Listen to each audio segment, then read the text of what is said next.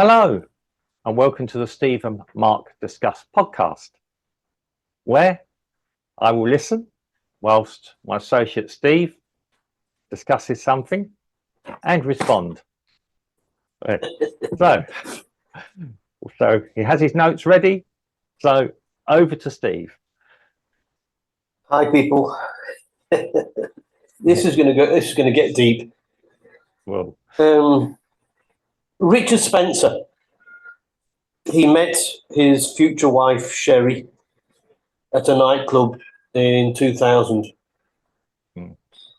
The article, 9 years later they married, but the article doesn't say if they were living together in the previous 9 years or if they were just dating.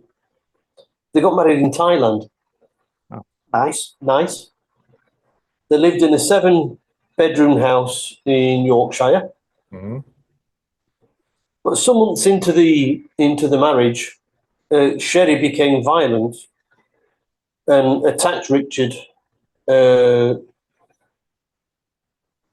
mainly after drinking wine. But she abused him verbally a lot anyway, but drinking wine or not, you know. Yeah. She even said, what have I got to do to get a divorce? Mm-hmm. This went on for 16 years, and he catalogued his injuries. He had some quite, bruised arms, fat lip. Mm-hmm. And this, like I said, it went on for 16 years until the police were brought in. Mm-hmm. Now Sherry is still in prison. She had a prison sentence. Richard, he's moved on, and is now in another relationship.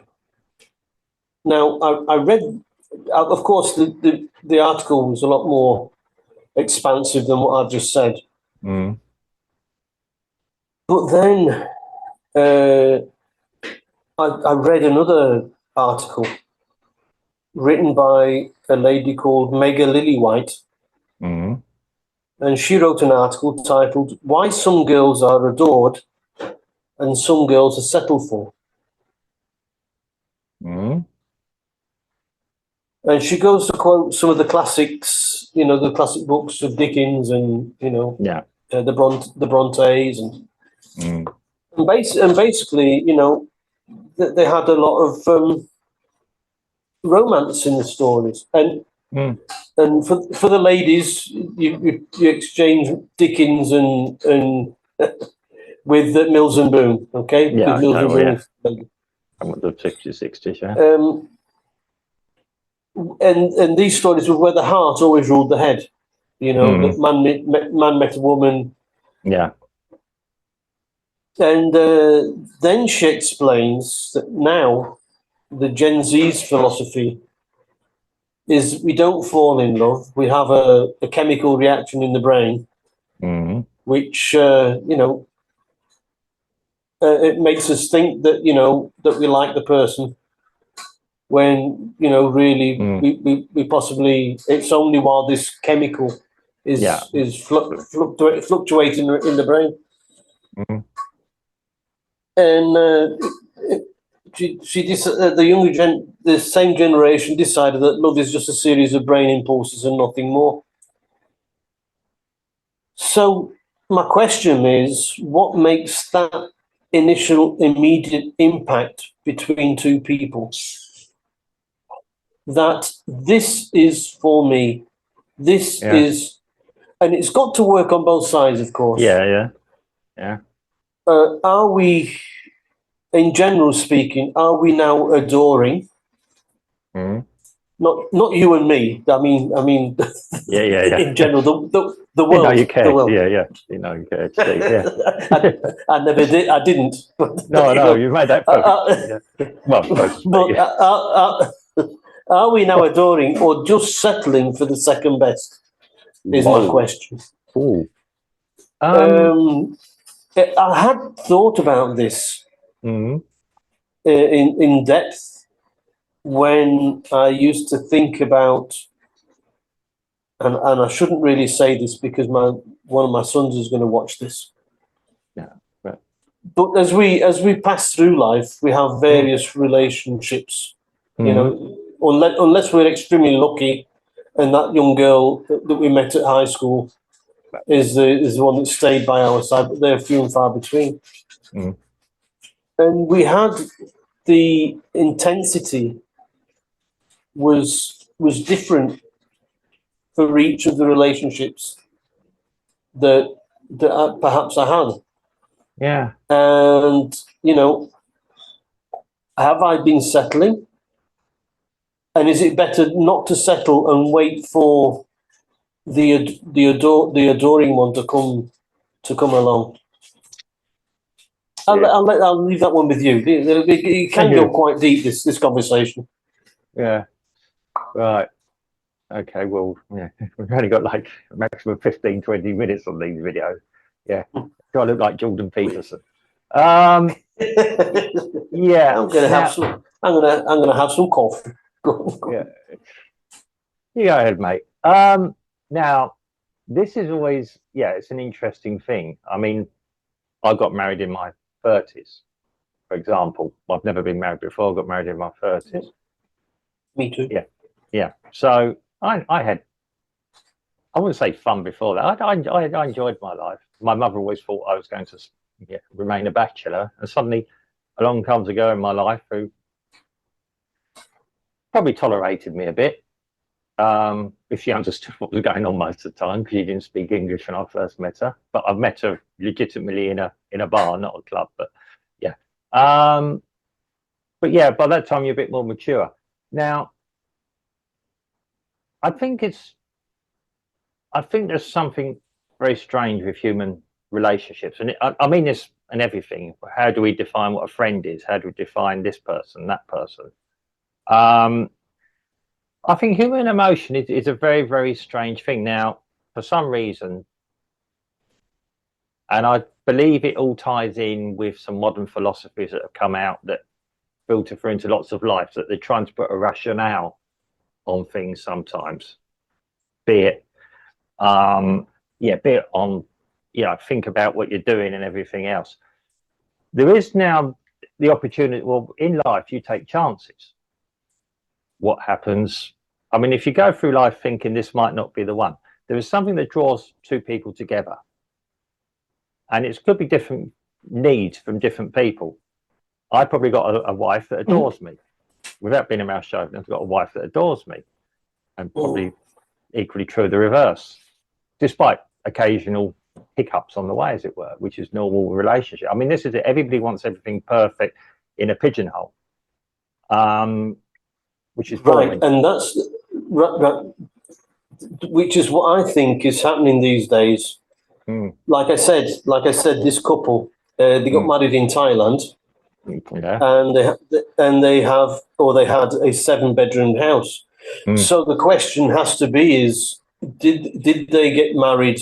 But first off, to get married in Thailand is was their relationship starting to tank, and they had to do something exciting to pep it up. And also the fact that they've got a 7-bedroom house, which not everybody has. Did they wait to get the 7-bedroom house before they got married? Which means they put the house before the relationship. If that makes sense to you. Yeah. Some couples they don't have children because of their careers. Yeah. Some people think I'll settle down with this person because is more or less, it works in with my time slots, Yeah. And don't think of it as I'd like to be with this person, just this person, 24 hours a day if I can. And as soon as I'm away from this person, I feel sick because I want to be with this person. Yeah. And there doesn't seem to be any relationships with that intensity. No, I mean, and I'm not for censorship, but when I watch, occasionally go into TikTok, I scroll past them now when it comes to YouTube, that there's a lot of negativity.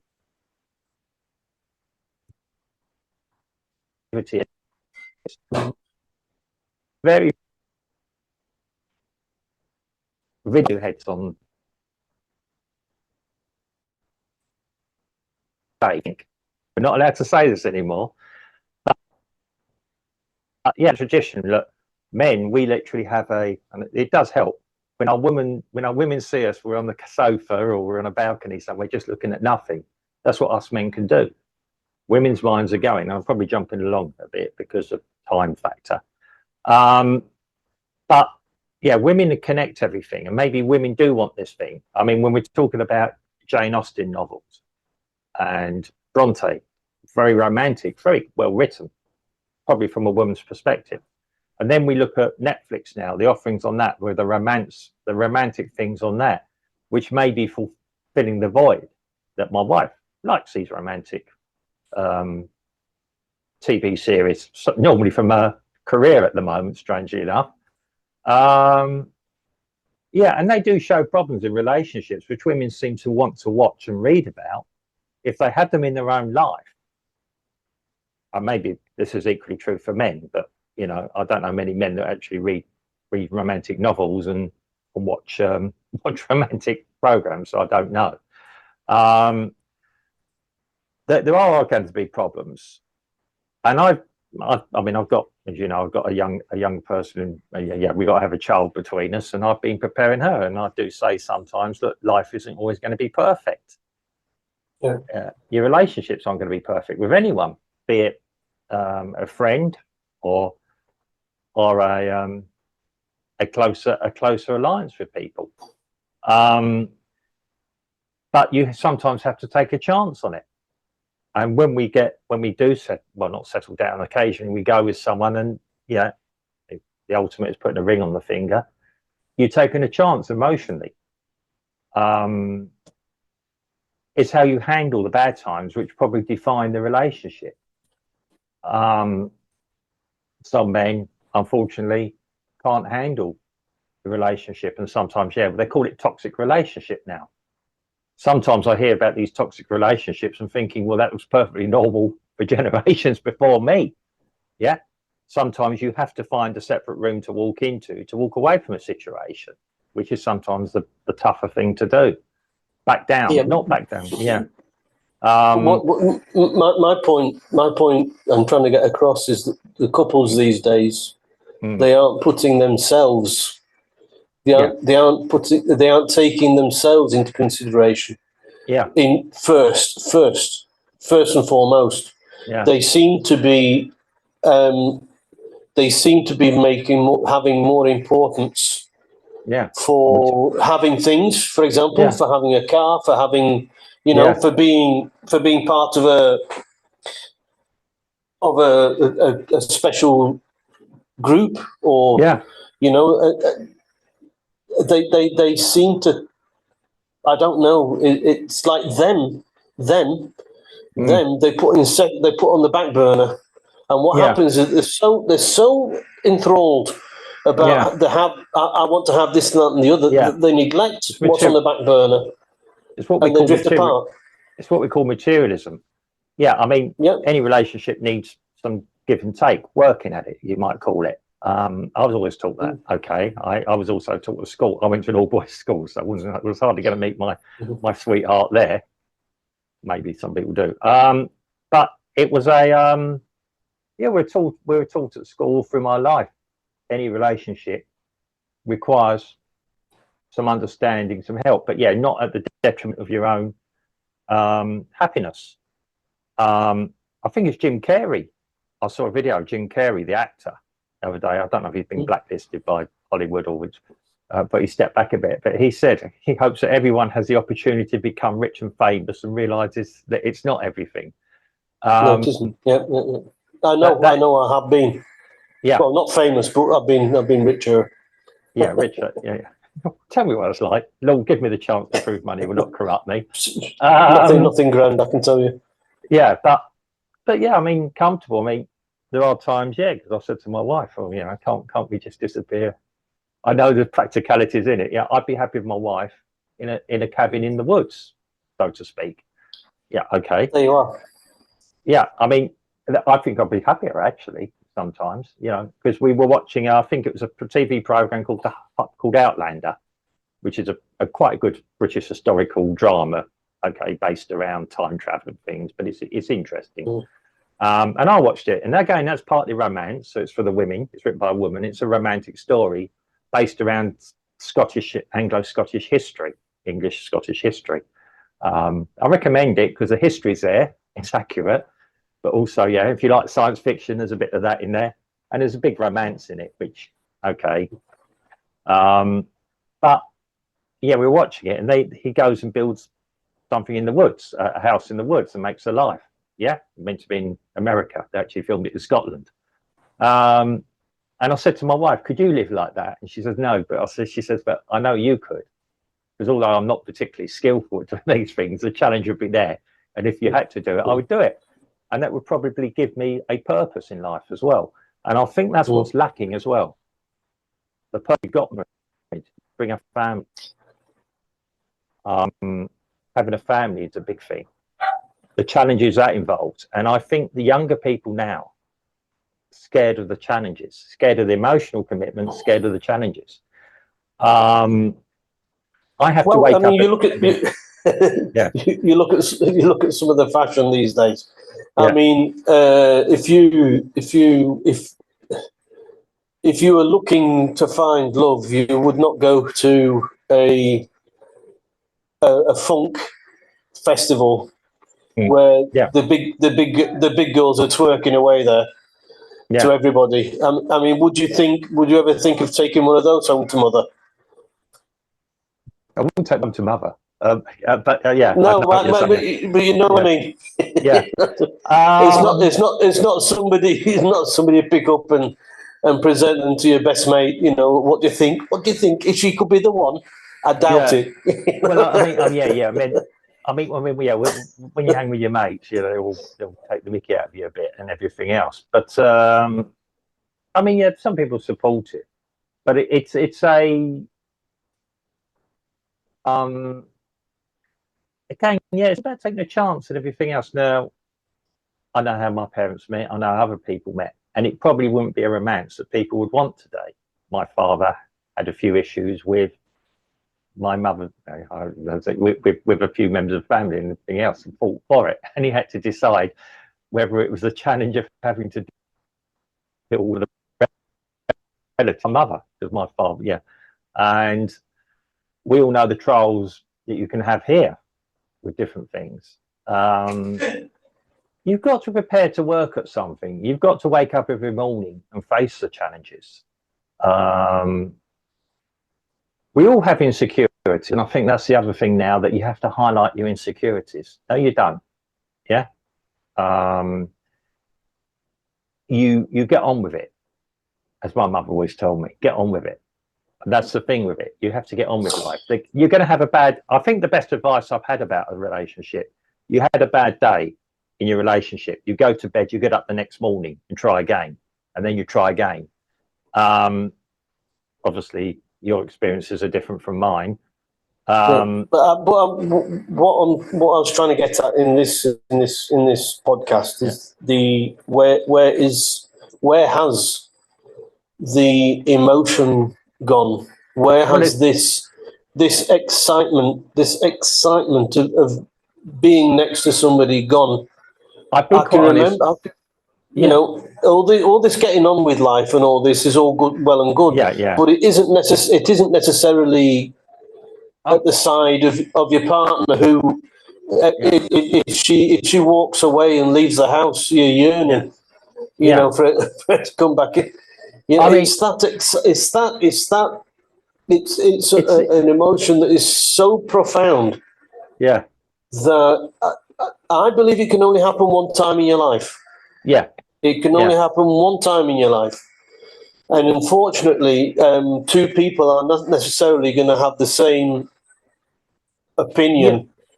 Yeah. So, which is why you get some people that get left split up because they, you know, one has a different opinion than the other. Perhaps the other one didn't have the same excitement. It's this emotion that I'm trying to get at, where the people it's so intense. It's difficult to explain. I understand. Yeah. I mean, I know where you're coming from. I've had the intense side of it. We've had our problems.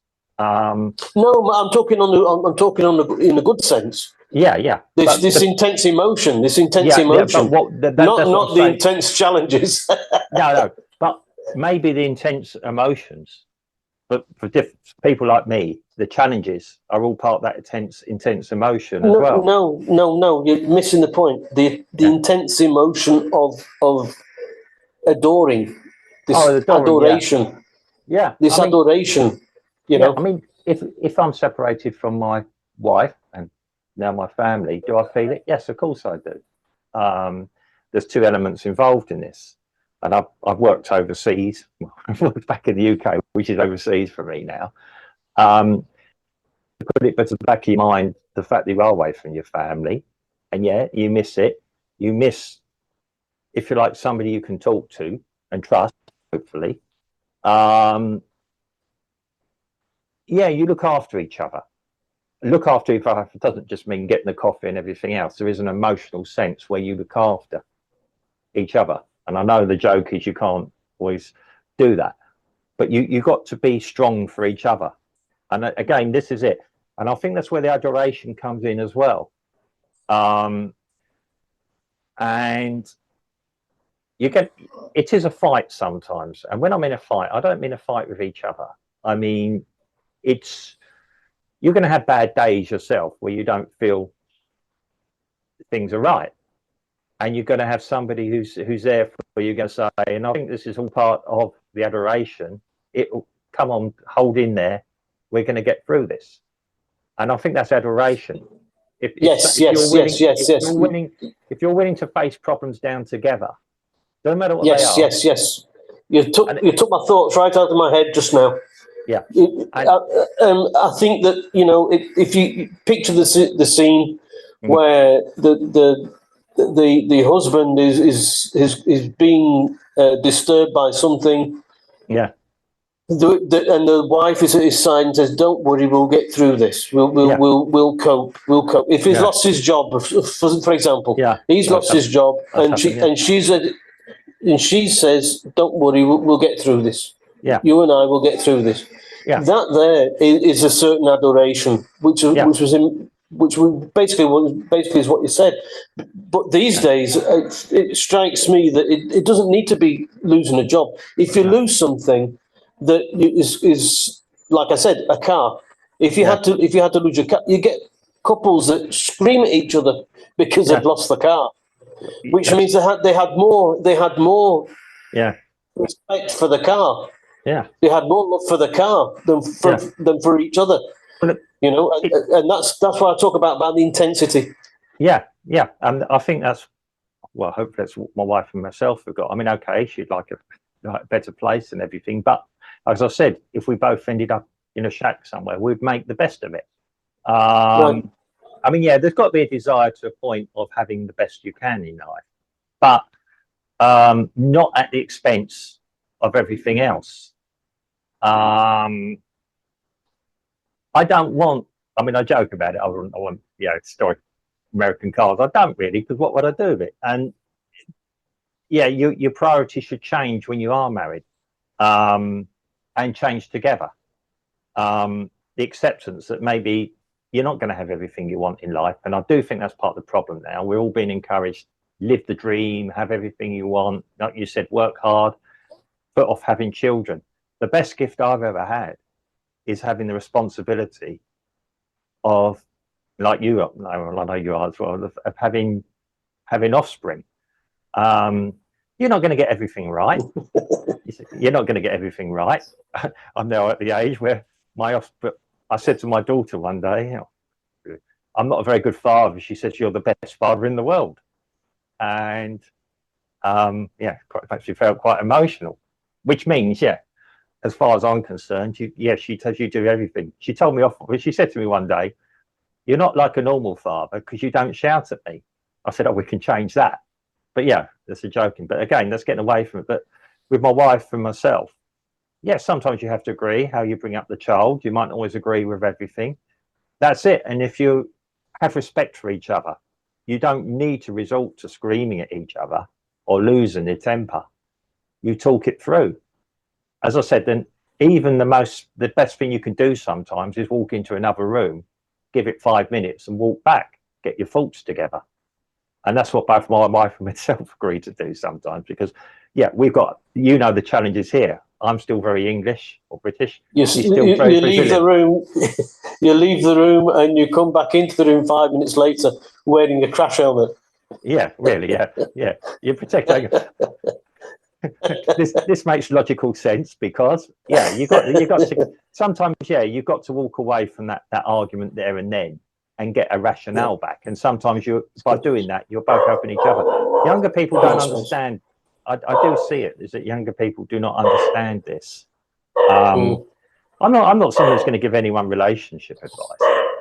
I'm not in a position to do that. There's always things that you're going to sort out. I've often wondered about priests. How do they give relationship advice? Catholic priests, when they're not married, they say, "Oh, we've seen it all before." Well, yeah, but it's when you live in that intensity, and it is an intensity you're going to have. Some people thrive in a marriage where there's occasional yelling at each other. So everyone's different as well. Well, I wouldn't say it was thrive in a marriage. It's like this guy who was married for 16 years, and who's been. I mean, I think in the article it said they had 2 daughters, and it might have been that he decided he was hanging around, because of the kids. A lot of people, they'd say, "Well, I'm not gonna jump ship because I've got kids, and it's my duty to look after the kids." Yeah, which could work. Yeah, but normally it's better if they did. Normally, it's better if they did separate and see the kids once in a while and keep it. Because once you've got that distance, like you said, you walk into another room. Once you've got that distance, every time you meet again, it's a bit like dating again, if you like. Yeah. Because you only see the other person when they're in a good mood. Yeah, that's it. And it is a. I mean, there is. How can I put it? Yeah, I mean, sometimes that having a family as part of the package, as it were. And again, I don't want to, put it down to this, but to me, that is all part of it. And the problems you're going to have with having a kid, I mean, the school, who's going to sort out the school problems? Well, unfortunately, in Brazil, my wife has to do it.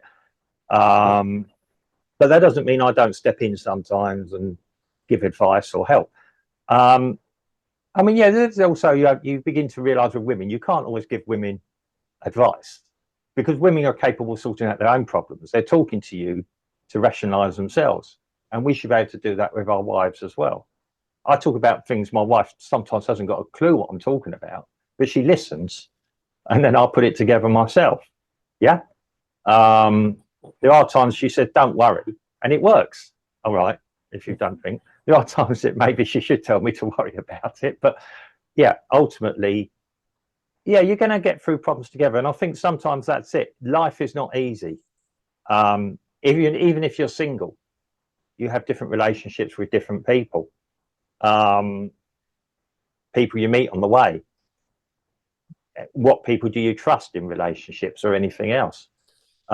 If you have a series of shallow relationships, but that's wandering off the point of this adoration. Adoration. Yeah, we've all had these shallow relationships. Yeah, but I tended to have mine before I was married as opposed to afterwards. But well, I mean, when I got married, I made that decision. That's it. Previous life stopped. Not even went out with the lads every weekend.